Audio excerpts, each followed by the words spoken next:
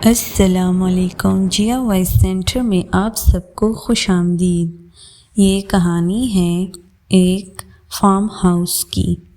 یہ تب کی بات ہے جب میں 9 سال کی تھی۔ ہمارے قصبے سے 15 کلومیٹر کے فاصلے پر میرے چچا کا کئی ایکڑ رقبے پر پھیلا ایک پرانا فارم ہاؤس تھا، جسے میرے دادا نے اپنی جوانی میں انتہائی سستے داموں خریدا تھا۔ یوں لگتا تھا جیسے فارم کا اصل مالک بس اس سے جان چھڑانا چاہتا تھا، اور اس نے نہایت کم قیمت پر ہی فارم کو بیچ دیا۔ اب اس فارم کو چچا جان نے 2 حصوں میں تقسیم کر رکھا تھا۔ بڑے حصے میں سورج مکھی اور کان کی فصل اور سبزیاں کاشت کی جاتی تھی، جبکہ فارم کے وسط میں ایک لکڑی کی باڑ سے پارٹیشن کر کے مویشی پالنے کا احاطہ بنا دیا گیا تھا۔ حیرت انگیز طور پر چچا نے فارم کے لیے کوئی ملازم نہیں رکھا تھا، بلکہ خود اور اپنے 20 سالہ بیٹے ارحم کے ساتھ فارم پر مصروف رہتے تھے اور خود ہی سارا کام سنبھال رکھا تھا۔ آبادی سے دور پرسکون اور خاموش جگہ تھی۔ ہم یعنی پوری فیملی ہر دوسرے ویک اینڈ پہ چچا جان کے ہاں جاتے۔ ان کا گھر فارم ہاؤس کے دروازے کے عین باہر دائیں جانب کو تھا۔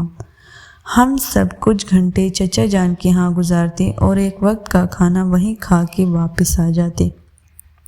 لیکن اتنے طویل عرصے میں ہم کبھی فارم ہاؤس میں نہیں داخل ہوئے۔ ایسا لگتا تھا جیسے میری فیملی میں کسی کو فارم ہاؤس وزٹ کرنے میں سرے سے دلچسپی ہی نہ ہو۔ میں نے چند مرتبہ چچا سے فارم ہاؤس کی سیر کرنے کی خواہش کا اظہار کیا، تاہم انہوں نے ہر مرتبہ کوئی نہ کوئی بہانہ بنا کر مجھے صاف منع کر دیا، اور مجھے ہر مرتبہ مایوسی کا سامنا کرنا پڑتا۔ لیکن اس سپہر جب ہم چچا کے گھر تھے اور موسم بھی بہت اچھا تھا، تو مجھے فارم میں داخل ہونے کا موقع ہی مل گیا۔ تاہم یہ میری زندگی کا ایک بھیانک غلطی ثابت ہونے والی تھی۔ حسب معمول سب کھانا کھانے کے بعد چائے پیتے ہوئے خوش گپیوں میں مشغول تھے۔ وہاں چونکہ میرا ہم عمر کوئی نہیں تھا، اس لیے اکثر و بیشتر میں بور ہی ہوتی رہتی تھی۔ اس دن بھی بوریت کی وجہ سے میں چپکے سے اٹھ کے باہر صحن میں آ گئی۔ گھر کے چوبی دروازے کا ایک پٹ کھلا، جس سے چند فٹ کے فاصلے پر فارم ہاؤس کا مرکزی پھاٹک صاف نظر آ رہا تھا، اور اس دن اس پھاٹک پر باہر سے وہ بھاری تالا نظر نہیں آ رہا تھا جو اکثر و بیشتر وہاں لگا رہتا ہے۔ میں نے ادھر ادھر دیکھا اور کسی کو بھی اپنی طرف متوجہ نہ پا کر خاموشی سے گھر سے باہر قدم رکھ دیا۔ باہر جاتے ہی میں تجسس اور ایکسائٹمنٹ کے ساتھ فارم ہاؤس کے پھاٹک کی طرف بڑھی اور پھاٹک پر پہنچ کر دروازے کو دھکیلا، لیکن وہ بھاری دروازے اپنی جگہ سے نہ ہلا۔ میں نے دونوں ہاتھوں سے پورا زور لگا کر اس اندر کی جانب دھکیلنے کی کوشش کی، اور بمشکل تمام دروازہ اتنا سا کھل پایا کہ میں سکڑ سمیٹ کر اندر داخل ہو سکوں۔ چند لمحوں میں فارم کے اندر تھی۔ واو! فارم پر سورج مکھی کے لہلہاتی فصل اور زرد پھولوں کا سمندر دیکھ کر بے اختیار میرے منہ سے ستائشی فکریں جاری ہو گئی۔ بھلا اتنی خوبصورت جگہ کو کوئی کیوں چھپا کے رکھنا چاہے گا؟ میں نے سورج مکھی کے فصل کے بیچوں بیچ بنی پگڈنڈی پر آگے بڑھتے ہوئے سوچا۔ فارم پر ایک گہری خاموشی طاری تھی، جس میں محض وقت فوقت پرندوں کی چہچہاہٹ ہی سنائی دیتی تھی۔ سورج مکھی کا کھیت ختم ہوتے ہی سبزیوں کی کیاریاں شروع ہو گئی، جو 3 فرلانگ تک پھیلی ہوئی تھی، اور ان کے پار لکڑی کے تختوں سے بنا ایک احاطہ نظر آ رہا تھا، جس میں لکڑی کے ہی بنے 2 چھوٹے اور ایک بڑا ہیڈ دور سے ہی پرانے اور بوسیدہ لگ رہے تھے۔ سبزیوں کی کیاریوں کے اندر سے گھومتی پھرتی میں احاطے کے 24 دروازے پر پہنچ گئی۔ اس پر کوئی کنڈی یا لاک نہیں تھا، اور دھکیلنے پر آسانی سے کھل گیا۔ احاطے میں قدم رکھتے ہی مجھے ایک عجیب سی بے چینی کا احساس ہوا۔ ایسا لگا جیسے مجھے کوئی دیکھ رہا ہو۔ میں نے آس پاس چاروں طرف نظریں دوڑائی مگر احاطہ بالکل خالی تھا۔ وہاں انسان تو کیا کوئی مویشی بھی اس وقت موجود نہ تھا۔ یقیناً سب جانور کو اس وقت احاطے کی پشت پر چڑھنے کے لیے چھوڑا گیا ہوگا۔ میں نے سوچا سامنے موجود سب سے بڑے ہیڈ کا دروازہ کھلا تھا۔ اس کمرے میں جانوروں کے لیے سردیوں میں کھلانے کے لیے بھوسا اکٹھا کیا گیا تھا اور بھوسے کو ایک بہت بڑے ڈھیر کی صورت میں کمرے کے وسط میں رکھ کر اسے ترپالوں سے مکمل ڈھک دیا گیا تھا۔ یہ ڈھیر کافی بلند تھا اور چھت سے تھوڑا ہی نیچے تھا۔ اسی وقت مجھے نہ جانے کیا سوجی کہ میں نے اس ڈھیر پر چڑھنے کا فیصلہ کیا۔ میں دیکھنا چاہتی تھی کہ میں اس کی چوٹی سے چھت کو چھو سکتی ہوں یا نہیں، اور یوں میں نے ایک طرف سے بھوسے کے ڈھیر پہ چڑھنا شروع کر دیا۔ چوٹی پہ چڑھ کر میں نے چھت کو چھوا ہی تھا کہ دائیں جانب سے ابھرنے والی کچھ تیز کڑی آوازوں سے کمرے پر چھائی خاموشی ٹوٹ گئی۔ ایسے لگ رہا تھا جیسے کوئی جانور اپنے ناخنوں سے لکڑی کو کورید رہا ہو۔ میں نے تیزی سے چہرہ گھما کے اس جانب دیکھا تو ایک بھیانک منظر میری آنکھوں کے سامنے تھا۔ وہ جو کچھ بھی تھا دیوار کے ایک کونے میں سکڑ سمیٹا دیوار کی جانب منہ کیے اپنے دونوں ہاتھوں سے دیوار کو کورید رہا تھا، اور اسی وجہ سے وہ مکروہ آوازیں پیدا ہو رہی تھی۔ وہ مخلوق زرعی مائل خاکی رنگ کی تھی، جس کا جسم انسان کی طرح تھا مگر جیسے اس کے وجود میں گوشت کا ایک ریشہ بھی نہ تھا، بلکہ پیلی سی مردہ کھال جسے ڈھانچے پر ہی لپیٹ دی گئی تھی۔ میں اسے ریڑھ کی ہڈی کا ایک مہرہ دیکھ سکتی تھی۔ یہ منظر اتنا مکروہ تھا کہ مجھے بے اختیار اکائی آ گئی۔ اس نے اپنا چہرہ میری طرف موڑا اور خوف سے میرا دل ایسے دھڑکنے لگا جیسے پسلیاں توڑتے ہوئے سینہ پھاڑ کے باہر آ جائے گا۔ اس شخص کی شکل ایسی تھی جیسے کسی انسانی لاش کے چہرے کو ہتھوڑے سے پیٹا گیا ہو۔ میں نے اپنے وجود کی ایک ایک خلیے کی طاقت اپنی ٹانگوں میں مجتمع کی اور جتنا تیزی سے ممکن تھا ڈھیر کی دوسری طرف اترتے ہوئے بیرونی دروازے کی طرف بھاگی۔ مجھے پشت پر کسی کے ہانپنے جیسی آوازیں آئی جو کہ قریب ہوتی جا رہی تھی۔ صاف ظاہر تھا کہ وہ جو کچھ بھی تھا میرا پیچھا کر رہا تھا۔ میں نے پوری طاقت صرف کرتے ہوئے اپنے بھاگنے کی رفتار کو مزید بڑھا دیا اور چند لمحوں میں ہی سبزیوں کی کیاریوں کو پار کر کے سورج مکھی کے کھیت میں داخل ہو چکی تھی۔ مجھے اب بھی اپنی پشت پر ہانپنے اور کھرانے کی آوازیں سنائی دے رہی تھی۔ میرا رخ فارم ہاؤس کے مرکزی گیٹ کی طرف تھا۔ بس پہنچ گئی میں نے بھاگتے ہوئے سوچا، لیکن جیسے ہی میں سورج مکھی کے کھیت سے نکلی میرا پیر بری طرح سے رپٹا اور میں منہ کے بل زمین پر گری، اور بمشکل 3 سیکنڈ میں وہ مخلوق میرے سر پر تھی۔ میں نے خوف سے آنکھیں پینچ لی۔ اب ہرانے کی آواز کے ساتھ اس مخلوق کی یک ٹھنڈی سانس مجھے گردن کی پشت پر محسوس ہو رہی تھی۔ مرکزی گیٹ بند تھا۔ مجھے اپنی موت کا یقین ہو چکا تھا۔ تبھی مجھے کسی کتے کی بری طرح سے بھونکنے اور ہرانے کی آواز آئی اور ایسا لگا جیسے کسی چیز نے میرے اوپر سے دوسری جانب چھلانگ لگائی ہو۔ یہ چچا جان کا کتا اسکیٹو تھا جو نہ جانے کس وقت فارم میں آیا تھا۔ اس نے ہی مجھے نامعلوم مخلوق کے شکنجے میں دیکھ کر اس پر چھلانگ لگائی تھی اور اسے رگیدہ ہوا سورج مکھی کے کھیت کے اندر جا گرا تھا۔ کتے کے بری طرح سے غرانے کی آوازوں کے ساتھ فصل ایسے ہل رہی تھی جیسے 2 درندے آپس میں ٹکرا رہے ہوں۔ میں ہمت کر کے اٹھی اور بے تحاشا مرکزی گیٹ کی طرف بھاگی۔ میں گیٹ پر پہنچی ہی تھی کہ گیٹ کھل گیا۔ چچا اور پاپا فارم میں داخل ہوئے، جو شاید مجھے غائب دیکھ کر اور پھر کتے کے غرانے کی آوازیں سن کر فارم ہاؤس کی طرف بھاگے تھی۔ میں بہت بری طرح سے گھبرائی ہوئی تھی اور مجھ پہ سکتہ طاری تھا۔ مجھے فوراً واپس چاچو کے گھر میں پہنچا دیا گیا، جہاں میرے ہوش بحال ہونے میں کافی دیر لگ گئی۔ سب میرے قریب تھے اور سب ہی میری حالت پر پریشان دکھائی دے رہے تھے۔ میری حالت قدرے سنبھلی تو پاپا نے مجھ سے پوچھنے کی کوشش کی کہ فارم میں مجھ پر کیا آفتاب آ پڑی تھی۔ میں چند لمحے خاموش رہی، پھر ہمت کر کے بولنا شروع کیا اور سب کو بتانے کی کوشش کی کہ فارم میں مجھ پر کسی انجان مخلوق نے حملہ کیا تھا اور میرا تعاقب کیا۔ میرے سر پر پہنچ چکی تھی جب سکیٹوں نے اس پر حملہ کر کے اس سے میری جان چھڑائی، اس سے پہلے کہ میں کچھ اور بولتی اور اس مخلوق کا حلیہ بیان کرتی، چچا جان نے میری بات کاٹ دی اور بولے، ارے بیٹا، یقیناً وہ کوئی اور لومڑ ہوگا۔ اس علاقے میں لومڑ اکثر نظر آتے ہیں، گھبرانے کی کوئی بات نہیں، آج تک لومڑ کے حملے سے کسی انسان کی موت نہیں ہوئی۔ اس علاقے میں جانتی تھی کہ وہ لومڑ نہیں تھا بلکہ ایک خوفناک عفریت تھا، مگر چاچو کی اس بات پر میں خاموش ہو گئی اور ہم گھر واپسی کے لیے نکل پڑے۔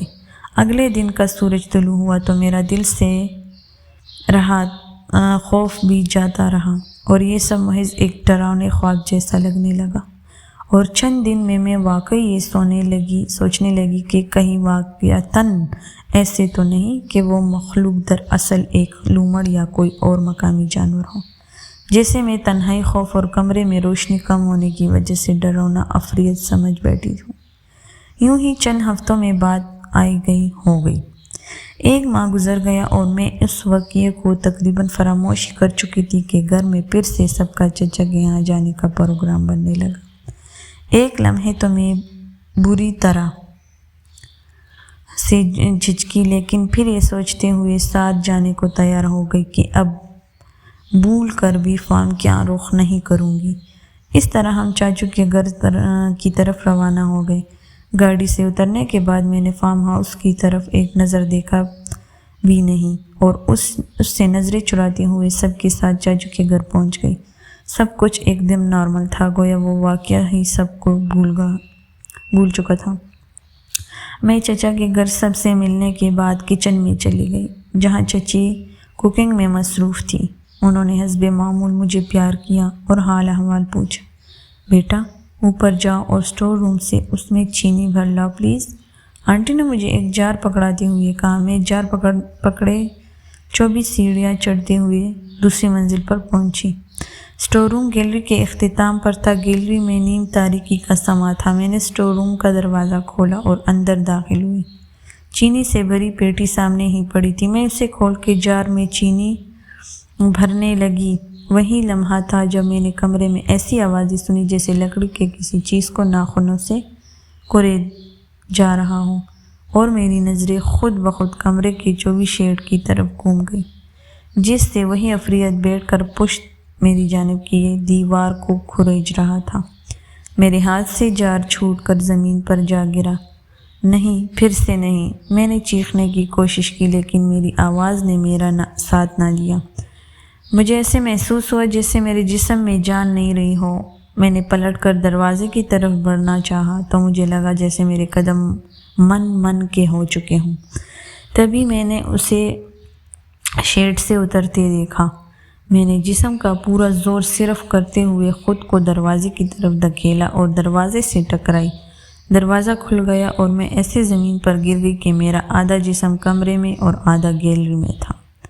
تبھی مجھے کسی نے بازو سے پکڑ کر جھٹکے سے اپنی طرف کھینچ لیا اور میرے حلق سے چیخ نکل گئی، بیٹا گھبراؤ نہیں، یہ میں ہوں۔ میرے کانوں میں چاچو کی آواز پڑی اور میری جان میں جان آ گئی۔ چاچو نہ جانے کب اوپر آئے تھے اور انہوں نے مجھے دروازے سے باہر گرتے دیکھا تو بازو سے پکڑ کر باہر اپنی طرف کھینچ لیا۔ اب چاچو کی نظریں اسٹور کے اندر کا جائزہ لے رہی تھی اور ان کے چہرے پر خوف و فکر کے ملے جلے تاثرات تھے۔ بیٹا میرے ساتھ آؤ، مجھے تم سے کچھ بات کرنی ہے، چچا نے میرا ہاتھ پکڑ کر مجھے نیچے کی جانب لے جاتے ہوئے کہا، اور میں ڈری سہمی ان کے ساتھ چل پڑی۔ چاچو مجھے ساتھ لیتے ہوئے واپس پہلی منزل پر آئے اور باہر صحن کی طرف چل دیے۔ بیٹا بھلے ہی آپ ابھی بہت چھوٹی ہو لیکن جو کچھ میں بتا رہا ہوں اسے غور سے سننا اور ذہن نشین کر لینا، کیونکہ معاملہ تمہاری زندگی اور سلامتی کا ہے۔ آج سے 50 سال پہلے یہ فارم ہاؤس تمہارے دادا نے ایک اجنبی شخص سے خریدا تھا۔ وہ شخص اتنی کم قیمت میں فارم ہاؤس فروخت کر رہا تھا کہ اتنی کم قیمت میں اس دور میں بمشکل 10 مرلے کا ایک گھر ہی خریدا جا سکتا تھا، اور اس کی وجہ ہمیں کئی سال بعد سمجھ آئی۔ جیسے ہی میں 17 سال کا ہوا، بابا نے مجھے بھی اپنے ساتھ فارم کے کام پر لگا دیا۔ اس فارم پہ مجھے ہمیشہ ایک عجیب سا احساس رہتا ہے، ایسے جیسے مجھے ہر وقت کوئی دیکھ رہا ہو۔ کسی کونے کھدے، کسی جھاڑی، کسی باڑ سے ہر وقت مجھے دیکھے جانے کا احساس ہوتا تھا، اور ساتھ ہی اکثر مجھے فارم کے مختلف حصوں میں ایسی آوازیں سنائی دیتی تھی جیسے لکڑی کو کسی نوکیلی چیز سے کورید رہا ہو۔ شروع میں تو میں یہی سمجھتا رہا کہ یہ آوازیں چوہوں یا کسی اور چیز کی ہیں، لیکن گزرتے دنوں کے ساتھ ان آوازوں میں بہت شدت آتی جا رہی تھی، اور اس عجیب و غریب بے معنی احساس نے پورا دن فارم پہ کام کرتے وقت مجھے ان آوازوں سے بری طرح سے کوفت ہوتی اور کام میں خلل آتا تھا۔ میں نے بابا سے اس بارے میں بات کی، لیکن انہوں نے ایسی کوئی آواز نہیں سنی، اور کہا کہ ایسی آوازیں چوہوں اور گلہریوں کی ہی ہو سکتی ہیں۔ ایک روز میں مویشیوں کے احاطے میں بھوسے والے ہٹ میں مصروف تھا کہ دائیں طرف کی دیوار میں سے وہی کھرچن کی آوازیں سنائی دینے لگی، اور حسب معمول جب شروع ہوئی تو جیسے رکنے کا نام ہی نہیں لے رہی تھی۔ اس روز پہلے ہی میری طبیعت ناساز اور موڈ خراب تھا، اوپر سے ان آوازوں نے جیسے میری زندگی اجیرن کر رکھی تھی۔ اس دن میں نے فیصلہ کیا کہ ان آوازوں کا منبع پتہ کر کے ہی رہوں گا۔ میں فوراً آوازوں کے شیڈ تک گیا اور وہاں سے ایک آہنی ہتھوڑا نکال لایا، اور دیوار پر جہاں سے آوازیں ابھر رہی تھی اس جگہ پوری طاقت سے ہتھوڑے کے کئی وار کیے۔ لکڑی سے بنی دیوار کچھ دیر میں ہی ٹوٹ گئی اور اس کے اندر سے کوئی چیز میرے قدموں میں آ گری۔ میں نے دیکھا تو مجھے حیرت اور خوف کا شدید دھچکا لگا۔ وہ ایک لاش تھی، بہت پرانی لاش، جس کا سارا گوشت گل سڑ چکا، اور وہ دیکھنے میں انتہائی کری اور بد شکل معلوم ہو رہی تھی۔ مگر دیوار کے اندر وہ لاش آئی کہاں سے؟ یقیناً جس شخص نے اس کو قتل کیا ہوگا اس نے ہٹ تعمیر کرتے وقت لکڑی کی 2 پرتوں کے درمیان اسے پھنسا کر کیلوں کے ذریعے اس دیوار میں چن دیا ہوگا۔ میں بھاگتا ہوا گھر واپس گیا اور بابا کو لاش کی برآمدگی کی اطلاع کی۔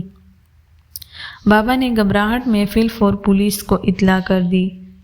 جب پولیس اہلکار فارم پر پہنچے اور ہم نے انہیں لاش دکھائی تو ڈیوٹی پر موجود انسپکٹر نے لاش کی جانچ کرتے ہوئے کہا، یہ لاش کم از کم 50 سال پرانی ہے۔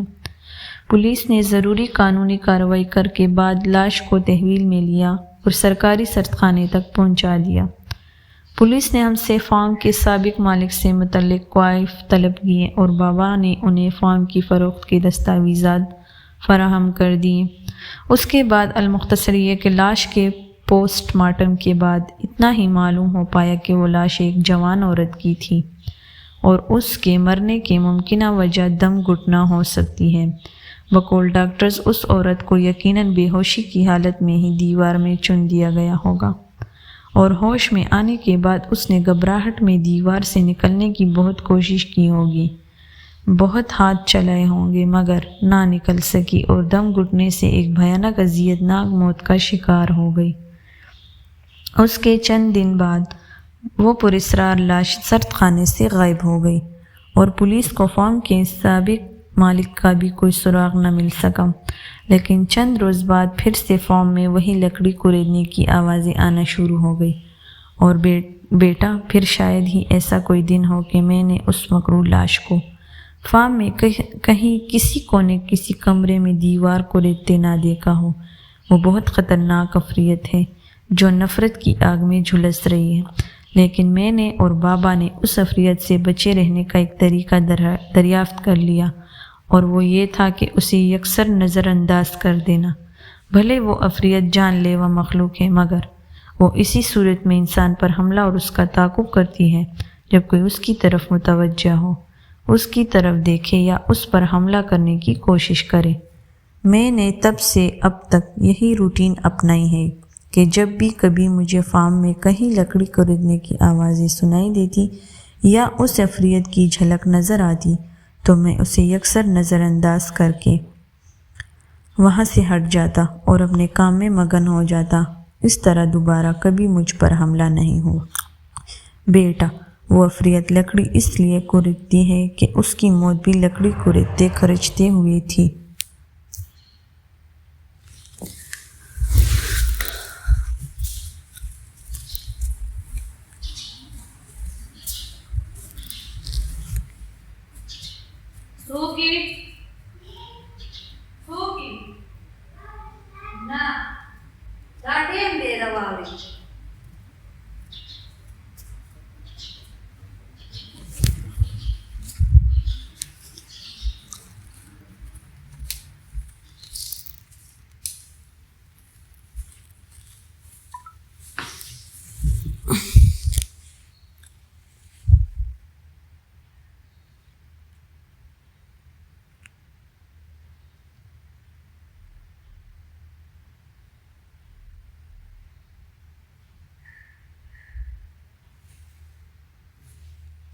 وہاں سے ہٹ جاتا اور اپنے کام میں مگن ہو جاتا۔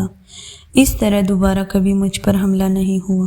بیٹا، وہ عفریت لکڑی اس لیے کورچتی ہے کہ اس کی موت بھی لکڑی کورچتے ہوئی تھی، اور حملہ اس لیے کرتی ہے کہ اس کا قاتل بھی اسی فارم سے تعلق رکھتا تھا۔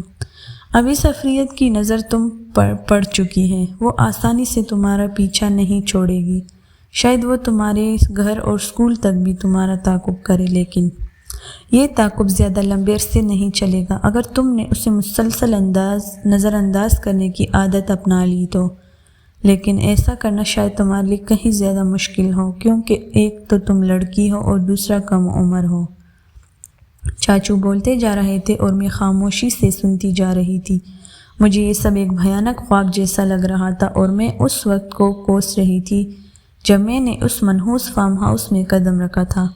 ساتھ ہی میں نے دل میں یہ فیصلہ کر لیا کہ اب کبھی چاچو کے ہاں نہیں جاؤں گی۔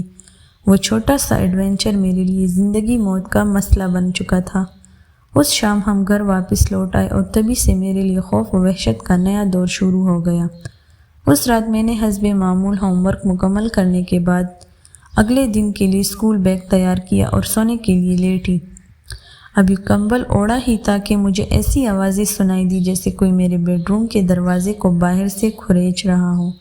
ساتھ ہی مجھے ایسی آوازیں سنائی دینے لگی کہ جیسے کوئی کھڑکی کے شیشے پر انگلی سے دستک دے رہا ہو۔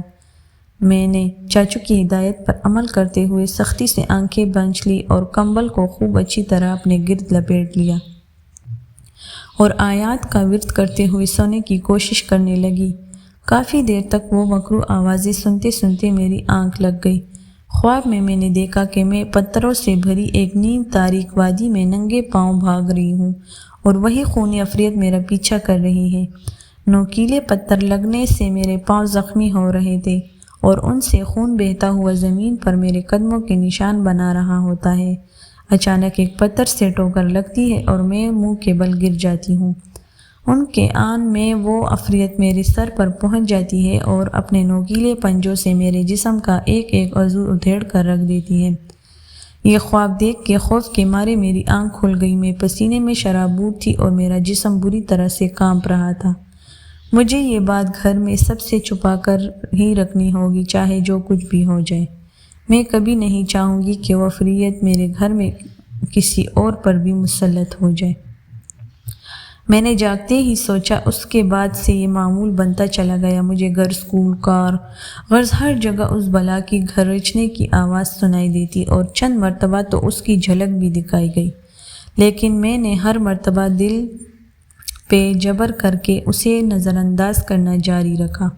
تاہم اس سے میری صحت پر بہت برے اثرات مرتب ہوئے۔ میری نیند اور بھوک اڑ چکی تھی، رنگت زرد پڑ گئی اور آنکھوں کے گرد سیاہ حلقے بن گئے۔ میں اسکول کے کام میں کمزور ہونا شروع ہو گئی اور میرے گریڈز بھی کم آنے لگے۔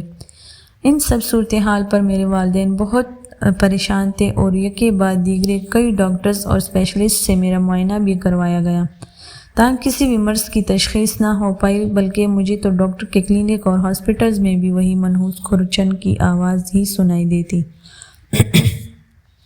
3 ماہ میں میری حالت اتنی بگڑ چکی تھی کہ اسکول انتظامیہ نے مسلسل بری کارکردگی دکھانے اور صحت کی خرابی کی وجہ سے مجھے مزید پڑھانے سے معذرت کر لی اور اسکول سے میرا نام خارج کر دیا گیا۔ دوسری طرف اب میں اتنی کمزور ہوتی جا رہی تھی کہ مجھے ہاسپٹلائز کیے بغیر اور کوئی چارہ نہیں تھا، اور یوں مجھے شہر کے ایک معیاری اور اچھے ہاسپٹل میں ایڈمٹ کر دیا گیا۔ میرے پورے خاندان پر میری وجہ سے پریشانی اور تکلیف کا دور شروع ہو چکا تھا، اور مجھے اس بات کی بھی الگ شرمندگی تھی۔ لیکن پھر ایک دن مجھے وہ آواز نہ سنائی دی۔ پورے 24 گھنٹے گزر گئے اور وہ منحوس آواز نہ سنائی دی پھر سے۔ کیا میری تکلیف کے اختتام کا وقت آ پہنچا ہے؟ کیا وہ فریاد میرا پیچھا چھوڑ چکی ہے، یا پھر میں اب موت کے اتنے قریب ہوں کہ مزید کوئی خوف مجھے تکلیف نہیں دے پا رہا؟ اگلے روز میں نے سوچا، لیکن 3 دن گزر گئے اور مجھے پھر وہ آواز دوبارہ نہیں سنائی دی گئی۔ 10 سال بعد اس واقعے کو 10 سال کا طویل عرصہ بیت چکا تھا، اور اس دن کے بعد نہ تو مجھے کبھی ایسی کوئی آواز سنائی دی اور نہ ہی کبھی اس مکروہ فریاد سے سامنا ہوا۔ جس دن سے مجھے وہ آوازیں آنا بند ہوئی تھی، اسی دن سے میری طبیعت بھی سنبھلنا شروع ہو گئی تھی، اور مزید 1 ہفتہ ہاسپٹل میں گزارنے کے بعد مجھے صحت بہتر ہو جانے پر ڈسچارج کر دیا گیا۔ اس کے بعد میں کبھی چاچو کے ہاں نہیں گئی، اور تو اور میں نے دوبارہ اس اسکول میں بھی ایڈمیشن لینے کی کوشش نہیں کی جس سے میری تلخ یادیں وابستہ تھیں۔ مجھے اس سے بھی اچھے اور معیاری اسکول میں بآسانی ایڈمیشن مل گیا تھا، اور اب 10 سال بعد میں ایک پروسیکیوٹر کی حیثیت سے اپنی عملی زندگی کا آغاز کر رہی تھی۔ چاچو نے 1 سال قبل اپنا فارم اور گھر کسی کنسٹرکشن کمپنی کو اچھے داموں فروخت کر دیا، جنہوں نے فارم کو مسمار کر کے فارم اور اس کے ارد گرد وسیع زمین پر ایک ہاؤسنگ سوسائٹی کی بنیاد رکھ دی۔ چاچو نے اور ہمارے ہی شہر میں ایک گھر اور چند دکانیں خرید لی تھیں۔ بقول ان کے اس عمر میں مجھ سے اب زیادہ محنت والا کام نہیں ہوتا۔ مجھے اس کمپنی اور اس کے کارکنان اور اس کے ہاؤسنگ سوسائٹی میں کچھ عرصے بعد مکان خریدنے والوں سے دلی ہمدردی ہے، کیونکہ وہ سب نہیں جانتے کہ بہت جلد ان کے ساتھ کیا ہونے والا ہے۔ اگر آپ کو ہماری ایسی کہانیاں پسند آتی ہیں تو ہمارے چینل کو سبسکرائب کریں، لائک کریں اور بیل کا آئیکن ضرور دبائیں۔